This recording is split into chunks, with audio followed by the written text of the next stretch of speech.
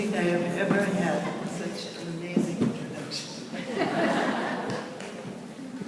Well, let me tell you, I am very, very touched and honored to be with you today. I am not used to being out of the monastery as people think I am. I said yes to Paul a year ago by great exception.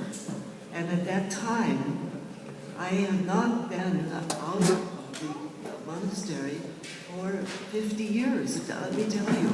I was an enclosed monk. And by exception, Paul wrote to me and I asked the abbess, I said, may I go? Because his letter was so beautiful and I really responded very much to coming to you. I had no idea anything at all about Elvis is bigger than God, or God is bigger than God. I did not know that this film was going to be nominated by the Academy of Motion Picture Arts and Sciences. I didn't know that HBO had even offered it to be celebrated by them. That was a huge surprise. And when that came up, and then when we found out that it was going to be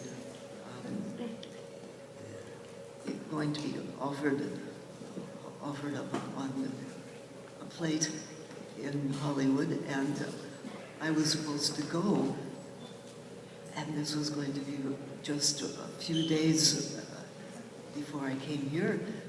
This was amazing. So I'm just telling you the backdrop that this all comes as a huge surprise, and so the few words that I have to bring to you today, really, I want to share with you things that I hope will be of interest to you, because practically speaking, what I want to talk to you about today is something really dear to my heart, and I hope will be something that will be interesting to you.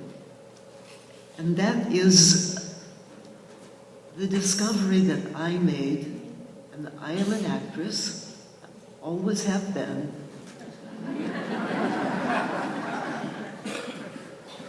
And my discovery that Jesus is and was an actor.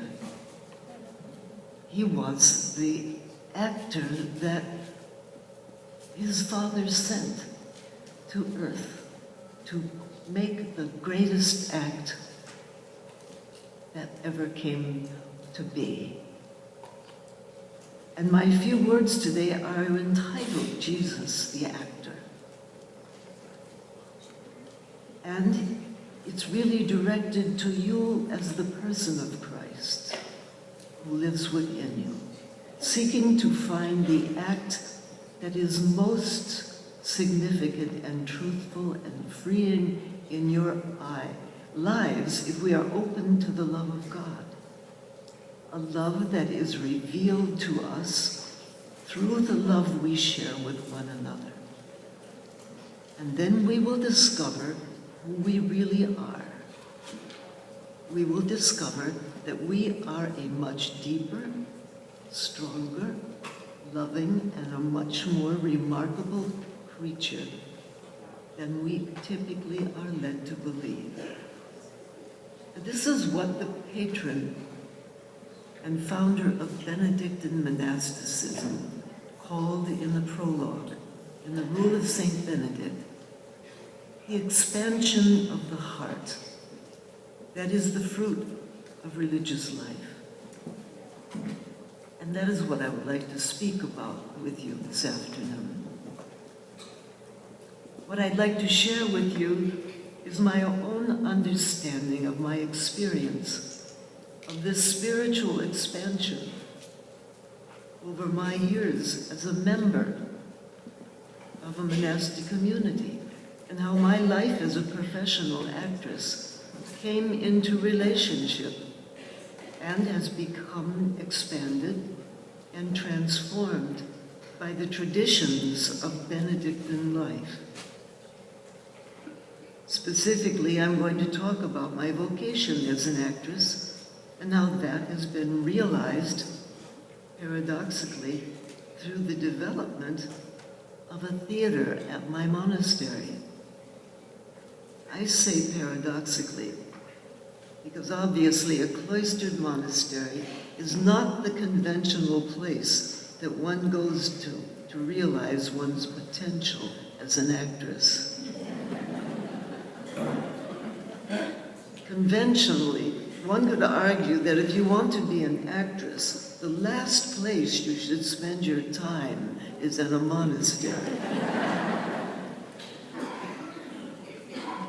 And yet, in my case, my vocation as an actress could only have reached its fullest expression by allowing that vocation to be refined through a monastic way of life.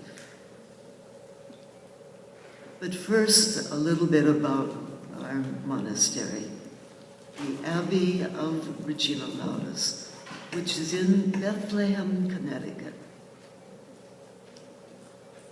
It was founded in 1947 by Reverend Mother Benedict Duss, of whom I will have more to say later. She was trained as a surgeon at the Sorbonne, and then entered the Abbey of Notre-Dame-du-Loir in France, and during the war, as an American citizen, she lived for a time underground in the Abbey to avoid the attention of the Gestapo, who would have arrested her had they known that an American was living in their community. It so happened that the monastery at Jouarre was liberated by the American forces of the Third Army under General George S. Patton, which had a powerful influence on Reverend Mother Benedict in terms of the future of her vocation. After the war, Mother Benedict felt impelled to make a return to the country of her origins in gratitude for the contribution the United States had made to the liberation of Europe. Some of you may not know the history of that experience, but Mother Benedict was in Jouarre. She was ill. She was in the tower at the time when General Patton's forces came through Jouarre, and she heard the tanks coming through, and she had the impression in her, she knew in her heart that this was the Allied forces, though some thought it might be Germany. They weren't sure if it was the Nazis, but she knew that it was the Allied forces. And something in her made her leave the sick bed and run up the stairs of the tower, which was about 2 flights of stairs. And when she got to the tower, it was an old tower then, and she opened the window, which was just an old-fashioned, not a real window like we would have, and she hung out the window and saw the tank and this tower and the star on the tank. And the American flag. And she was so excited by that and so just illuminated. At that moment, she knew she had to come to America. She had to do something to thank these men, because she saw them stripped to the waist, and she saw them, and she knew these men had struggled to make this invasion. And when she ran downstairs, she told one of the sisters, "Take this flower and give it to the first man that you see, and you tell him that I am coming to America and I'm going to make a foundation." And then she went back to her bed. And after that, she went to her abbess and said, "Mother, I want to leave the community. I want to go to America to make a foundation." And they said, "What? You must be crazy. We can't send you to do that. We can't give you the okay to do that. If you want to do that, this is up to you." So she and one other, Mother Mary Aline, said, "I'll go with you." She said, "I'll go alone. I'll just go alone." And she got permission to leave, and she came and got financed through a friend. And the story is in a wonderful book that was written. I won't go on here because I'll give you the whole thing. So but she felt it was her mission to found the Benedictine monastery in the United States. And in 1946, she and a companion arrived by ship in New York, where they were met by a friend and brought to Bethlehem, Connecticut, to get their bearings and sort out where they were going to go next. She had about $20 in her pocket at that point. And Reverend Mother Benedict did not have plans to stay in Bethlehem, but through one thing or another, and the generosity of certain benefactors, Mr. Leather, a small community developed. His local landowner, Mr. Leather, gave Mother Benedict 30 acres of his most precious land and the hill overlooking the Berkshires. And Mr. That's about it.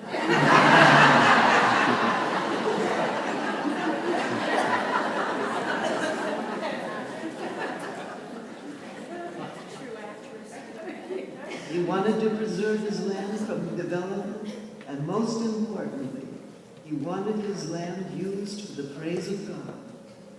And hopefully we are still doing that to this day. The Abbey has 38 nuns and is an enclosed order of Benedictines.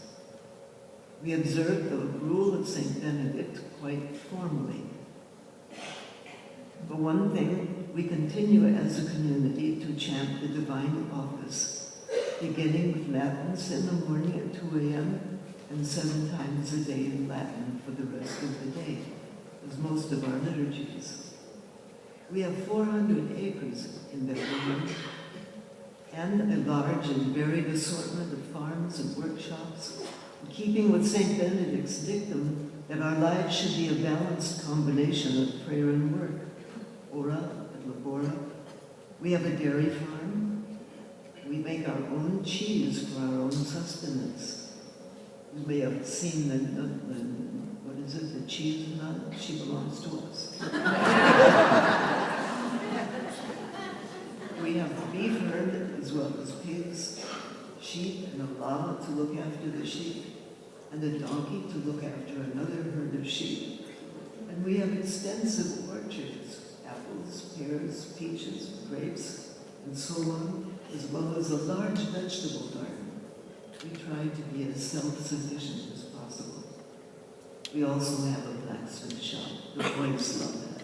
A carpentry shop. And among our community, we also have weavers and artists and craftspeople who maintain our facilities and provide for much of what we need. All of this is very consistent with the spirit of the rule of St. Benedict. And there are many Benedictine abbeys that could be described in the same way. And one way in which we are very distinct, and we're getting to the point here, is that we have a theater. And we have had one for over 35 years. One that keeps growing and getting better all the time. The growth of the theater to me is an illustration of the principle put forth by St. Luke. We should first seek the kingdom of God and his righteousness, and that if we do so, the things that we really need to become fully and authentically ourselves will be added unto you. If you do, I know a lot of work. Because when I entered the Abbey, I believed that I was losing the theater forever. And instead, I entered the Abbey only to be given a bigger and deeper appreciation for life-affirming power of the theater than I could ever have imagined before I entered it. Let me begin by telling you a little about how I came to the Abbey. My father was an actor who played small parts in the movies, and my uncle was the singer and actor Mario Lanza. My parents separated, and I grew up with my grandparents in Chicago, where my grandfather was a projectionist in a movie theater.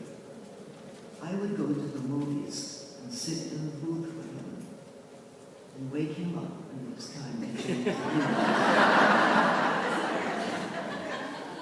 Now the deal was, he would give me a quarter every time he needed to change the reel so he could sleep.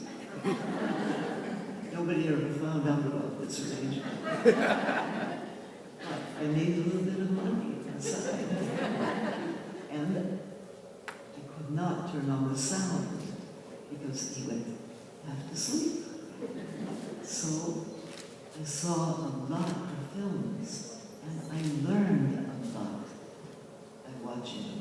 In fact, when I first made my first film, afterwards, the director came over to me and he said, "Where did you learn about filmmaking? You certainly know a lot about how to handle yourself in front of a camera." And I said, "It just came naturally." Well, after I entered the Abbey, I woke up after a dream. And in the dream, my grandfather, who had long since gone to the Lord, came to me in the dream, and he said to me, "You brat, you never gave me any gratitude for what I gave to you. You are really..." And I woke up and I said, "Oh, I'm so sorry."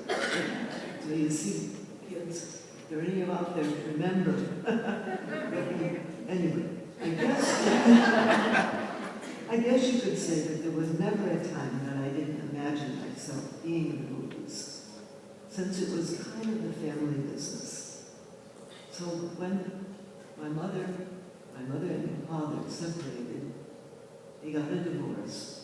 In fact, they got a divorce 3 times. It never worked. My father and mother finally called it quits. My mother remarried, and I went from Chicago back to California with my mother and her new husband, and I went to college in Southern California. And there, I And a talent scout saw me. Well, the next thing I knew, because of a guy in school, Don Barbo, he thought I was going to take a picture of me. He said, I'm going to send this around to some of the talent scouts and some of the people in Hollywood. And he showed me the picture he took, which was lousy. And I said, oh, Don, dude. He said, come on. So he'd send her around. Well, I got a call from Cal Wallace at Paramount, who was looking for an actress to play opposite this kid called Elvis Presley. Well, I didn't know who it was. I was in school, and I wasn't in music, and so they sent me into the reading, and it wasn't with Elvis, it was another guy, and I got the part, and so they sent me in to see Joan. I guess it was, I forget now the ladies who was, there was 2 or 3 people in the play that were loving you, that were really people that I thought were wonderful. And I was to go in and meet all of the actors and actresses. So we went in, and they introduced us all, and then they introduced me to this young man named Elvis. And so I greeted him, and he greeted me, and he said, how do you do, Miss Dolores? And I thought he was a very, very courteous and lovely young man. So I went back to school, and the girl said, oh, did you get a lot busy? And I said, what? I said, you're crazy. Don't do that to people I don't know. What are you talking about? Well, then, of course, they filled me in, and I said, well, I mean, really? That's crazy, girls. You can't do that to an actor that you... Well, anyway, I never did take a lock of his hair. And I don't think that there has been... I don't know. I have never gone anywhere that somebody didn't ask me what it was like to kiss him.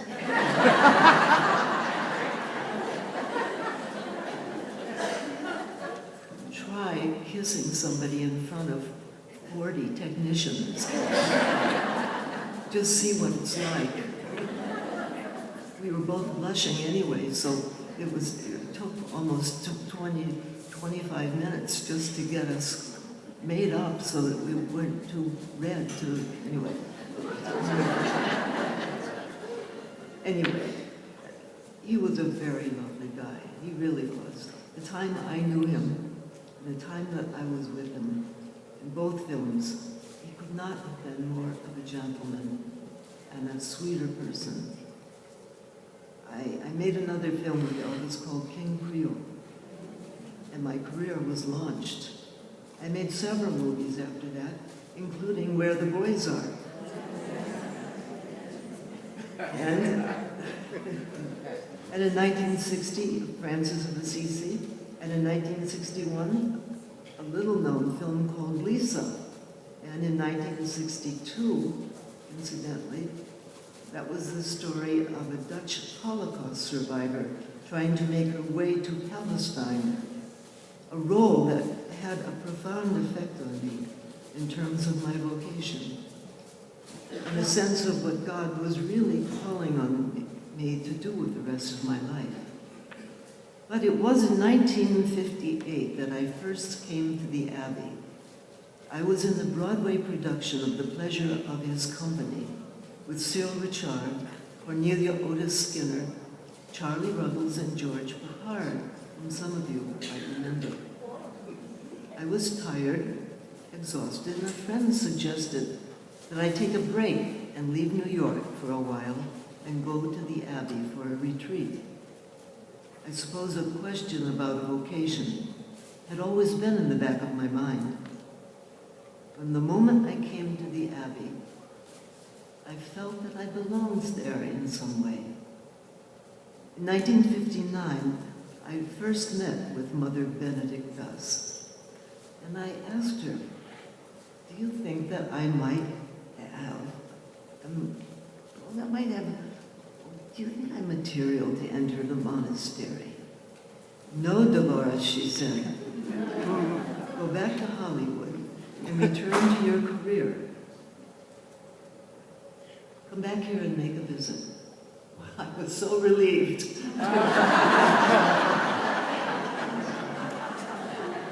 Oh, good. I don't have to deal with this thing. I can just be an actress and forget it. That's all out of my mind. But it never really went away. I guess it didn't go away because it had been there ever since I'd been a little girl. It had been there. I had a great aunt who was the sister of St. Joseph of Carondelet. And I always remembered her. She made a great impression on me. I always used to carry her beer when we went to the liquor store.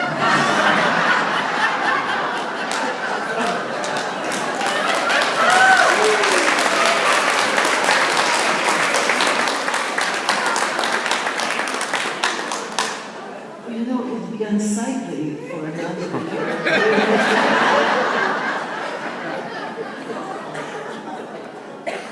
I was 7 and I could do it.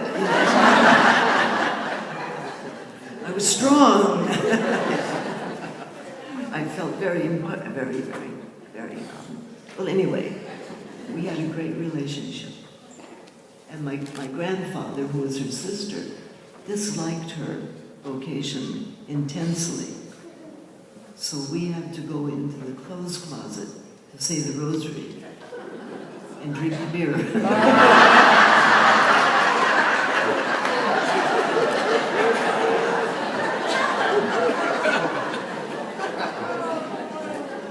Well, you know, it's better to be honest.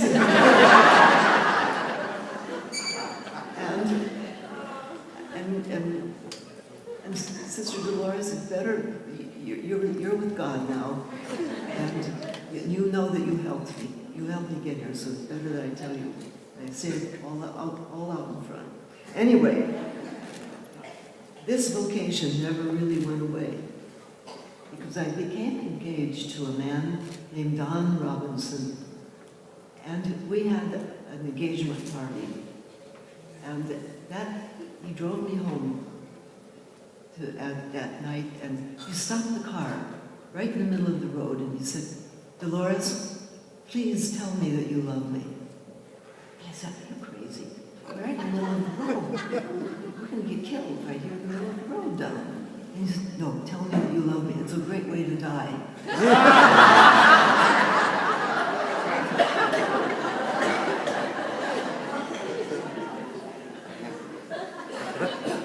And I said, Don, I don't want to die with you.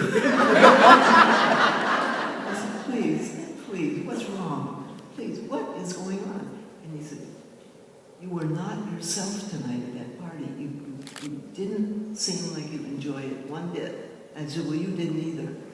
And he said, I didn't because you weren't. I said, oh. Is this the way it's going to be? He said, what's going to be? I said, you don't want to marry me? I said, Don, what's wrong? And he said, I think you should go back to that monastery and get something off your chest. I said, all right. So I went back to my apartment and I called the airport to get a plane out the next morning, which I did. And the next morning, I got to the monastery, and I met with Mother Benedict. And that time I told her my story, and I asked her what I should do. And she said, what do you want to do? And I said, baby, all I want to do is God's will. I want to be an actress.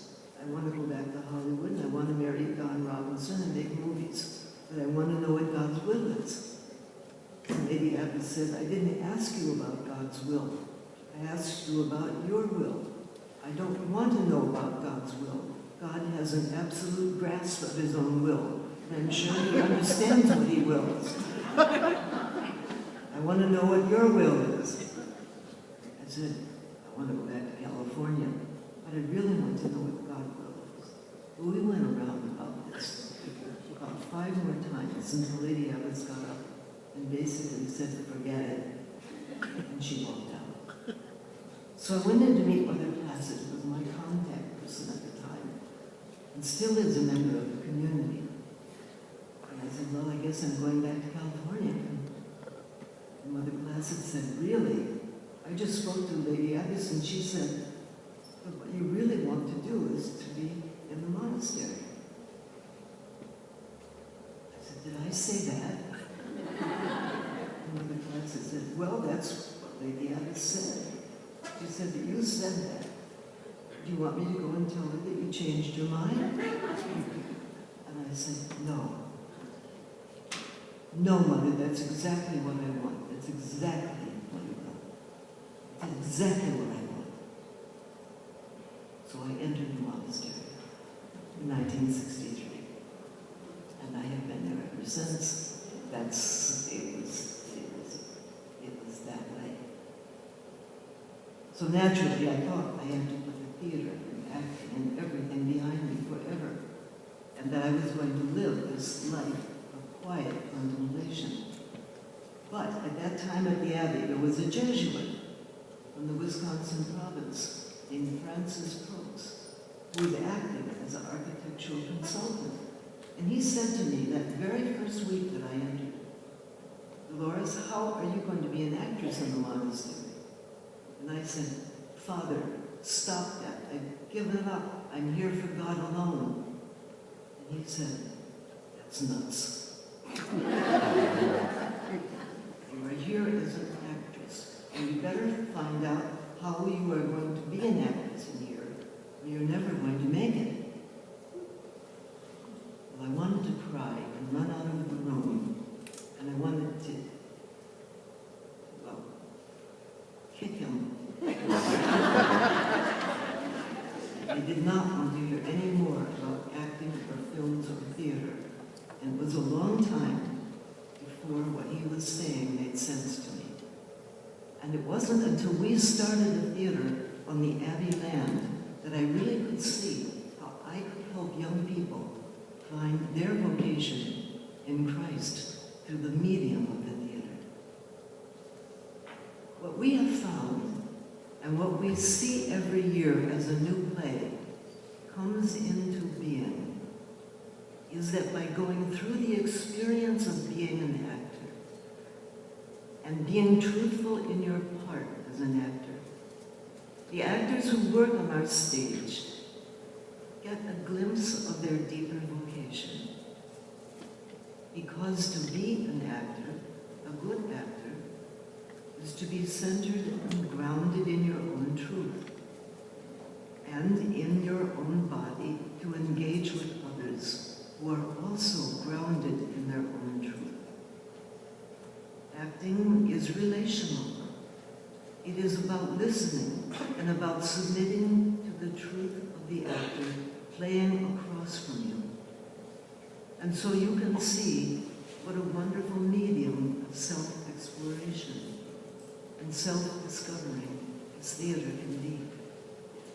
And of course, this truth that we find in our part in the theater is always rooted in what it means to be a creature of God. But that was a long way off. The theater at the Abbey didn't come into existence because I had some kind of plan I wanted to put into motion. It happened, as is always true in Benedictine life, because other people had a special vocation as well. These people came into relationship with my vocation. And it is the synergy created by the love between us all and our mutual love for the theater that has brought our theater into being.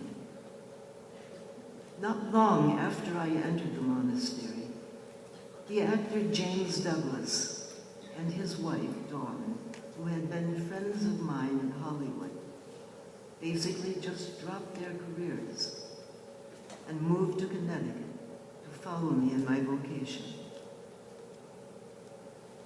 James Douglas continued to work as an actor in New York and lived near the Abbey and would help out in any way he could.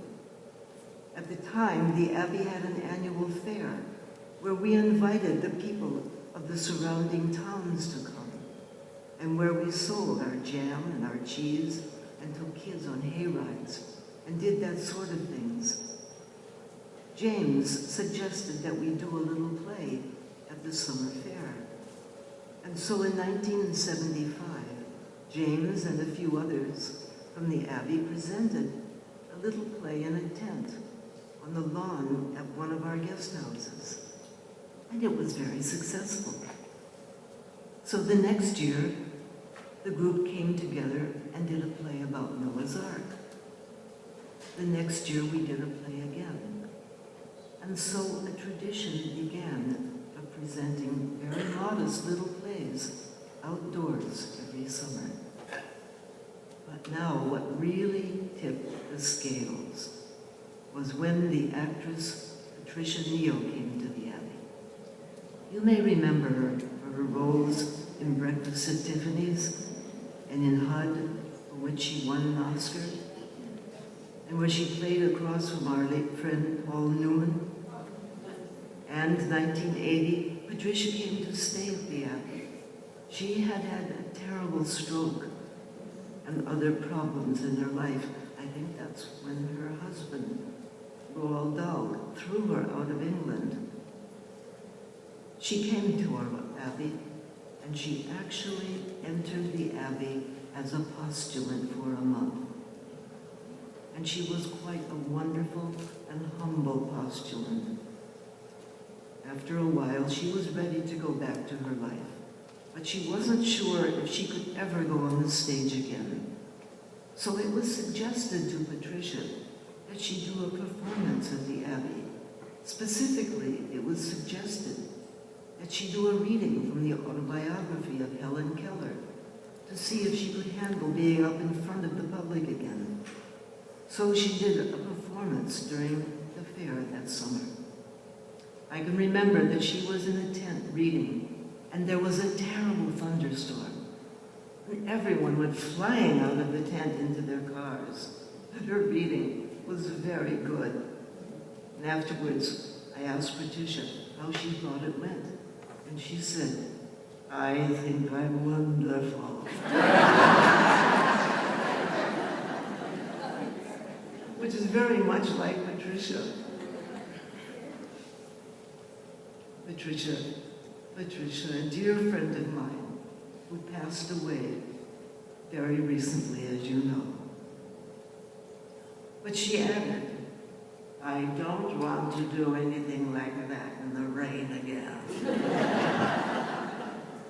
So that's how the Gary, the Olivia Theater was born, with Patricia's inspiration and the help of some benefactors. We built an open-air theater on our grounds. The theater is named for Patricia's daughter, Olivia, who died when very young, and for her dear friend, the actor Gary Cooper. I know when I went to the Abbess and I said, "Do you mind if we name it for Gary Cooper?" And she said, "Yeah, why?" And I said, "Well, they had a love affair." And she said, "She was married at the time, wasn't he?" I said, "Yes." She said, "He went to confession about it, didn't he?"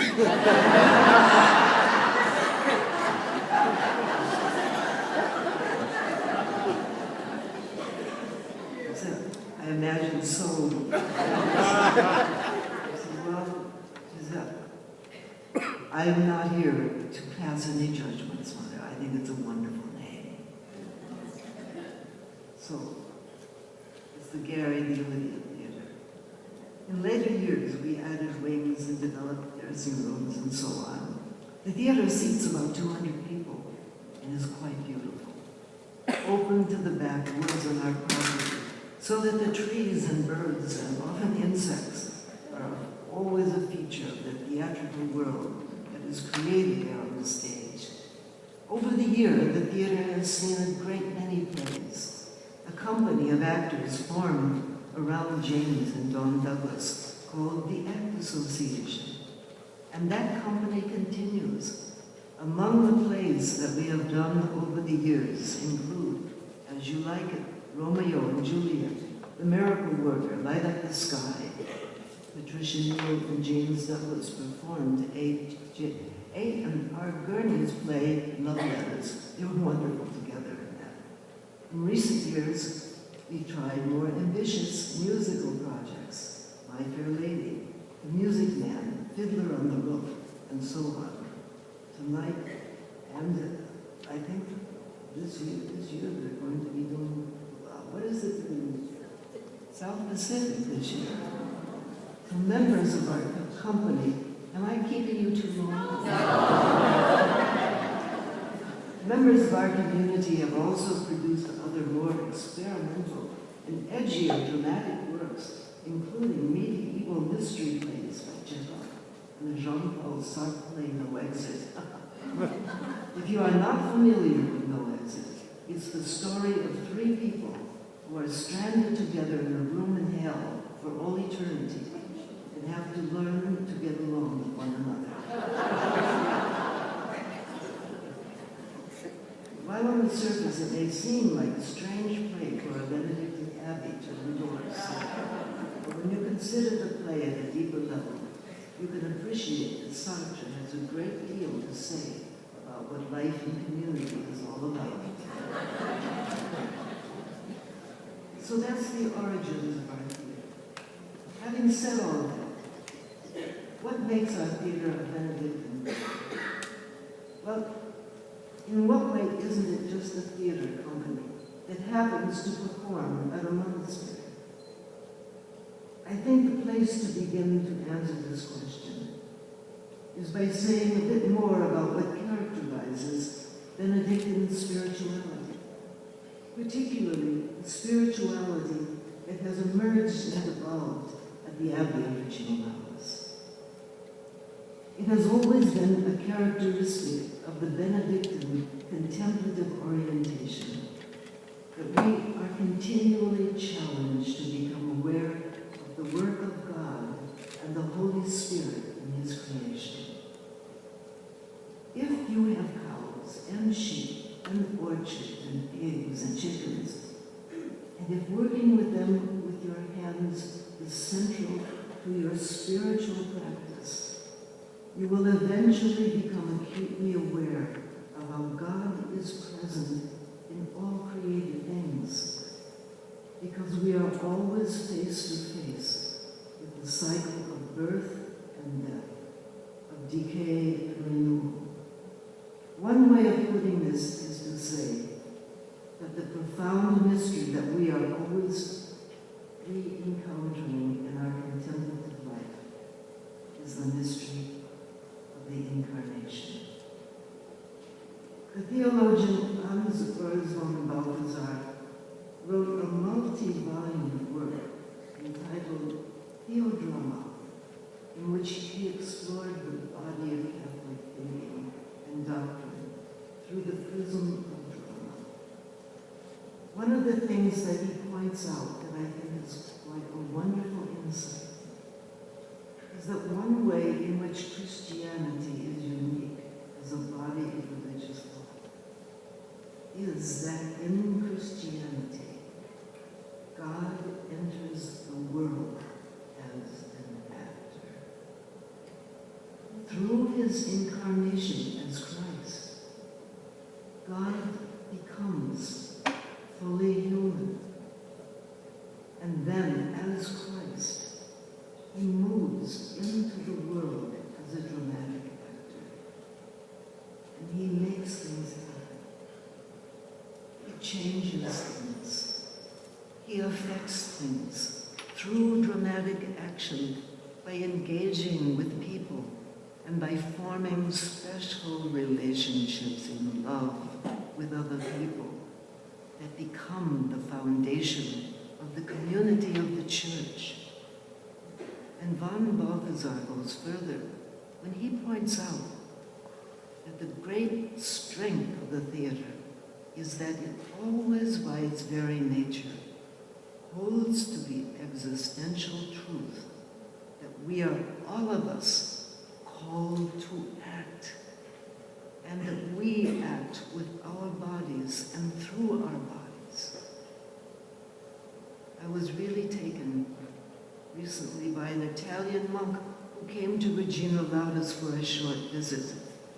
And during one of his homilies, he was marveling at the mystery of the Incarnation. And he was imagining Mary holding Christ in her arms on Christmas morning. He put it this way: here is this baby. It has my nose. It has my eyes and my chin. And yet it's God. And yet he has my mouth. He has my eyebrows. How is this possible? This incredible union of God and man in Christ. Well, we must always be brought to marvel at the Incarnation in fresh ways. And I would suggest that the theater is the art form that most fully offers us that opportunity, because it is the presentation of one body to another in the present. It is always alive. It is always a living moment of gift, and the actor gives of himself through his body, just as God enters the world and expresses himself through the gift of his body.